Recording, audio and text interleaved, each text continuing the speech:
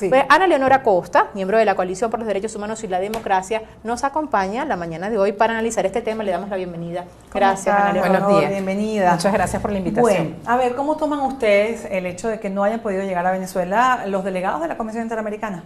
Sí, vemos que el hecho de que la comisión no haya podido ingresar, la delegación enviada, no haya podido ingresar a Venezuela es un desprecio más a los derechos humanos de los venezolanos. Ciertamente aquí estamos hablando y desde la Coalición por los Derechos Humanos y la Democracia hemos señalado que los derechos humanos están por encima de cualquier ideología.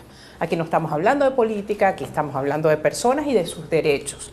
Y era importante que la comisión constatara por sí misma, tomara directamente el testimonio de las víctimas acá en Venezuela. Sabemos que ya la Comisión Interamericana de Derechos Humanos tiene información suficiente sobre las violaciones graves a derechos humanos que hay en Venezuela.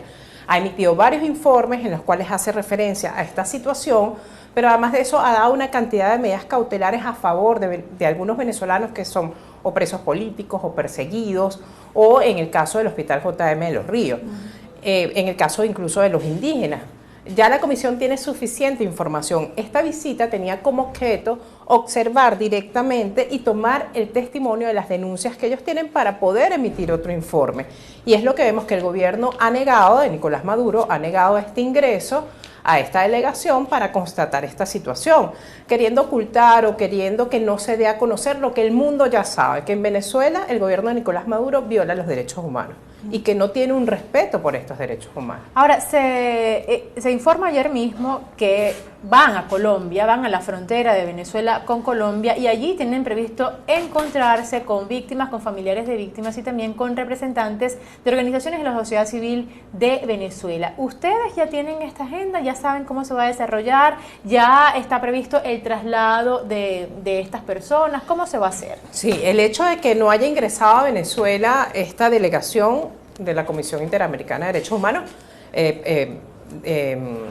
encabezada por su presidenta, no significa que no se van a tomar los testimonios ni que se va a hacer un informe sobre la situación de Venezuela. Simplemente se está cambiando el lugar fuera de Venezuela, la frontera con Colombia, y con respecto a la agenda, se está justamente hay que cambiar la agenda que había en Venezuela y se va a atender a las víctimas. Por supuesto que no van a poder ser atendidas directamente todas las víctimas que están acá en Caracas. Además, hay una logística, ¿no? Hay una logística que es difícil cumplir salir del país. Y además sin hablar siquiera de cómo se va a comportar el gobierno, si va a impedir que se haga este pase por la frontera, si va a haber algún tipo de restricción. Pero además en la frontera hay una situación también importante que debe registrar la Comisión Interamericana de Derechos Humanos. Sabemos que por allí día a día hay decenas de venezolanos que están pasando la frontera, venezolanos que vienen siendo víctimas de violaciones de derechos humanos o porque no tienen medicamentos, o porque no tienen acceso a la educación, o porque no tienen trabajo. Hay una serie de situaciones muy importantes que hay que registrar en la frontera. Sabemos que además la mayoría de los migrantes se quedan allí y son objetos de la guerrilla, son objetos de trata de blancas, son estafados. Hay una serie de situaciones que se generan en la frontera que también va a poder observar. Es como positivo que incluso puedan ver, de lo malo se puede sacar algo bueno, que puedan ver la realidad en la frontera, ¿no? Claro, eso me parece importantísimo porque ellos pudieron escoger otro sitio, pero justamente van a Cúcuta, donde es el punto más importante de migración en Venezuela, donde hay una gran violación a los derechos humanos de los venezolanos, donde los que hemos tenido la oportunidad de ir sabemos que muchos de los que se quedan ahí represados no tienen ni siquiera cómo alimentarse, que venden agua o cualquier tipo de alimentos en el puente Simón Bolívar o en las adyacencias, en la parada. En las trochas, ¿no? Bueno, está el tema de las trochas. Y estas personas tienen, esto, por ejemplo, esta imagen. Estas personas tienen que comer incluso en refugios. Se han habilitado varios refugios en la frontera para que estas personas puedan tener alimentos, niños.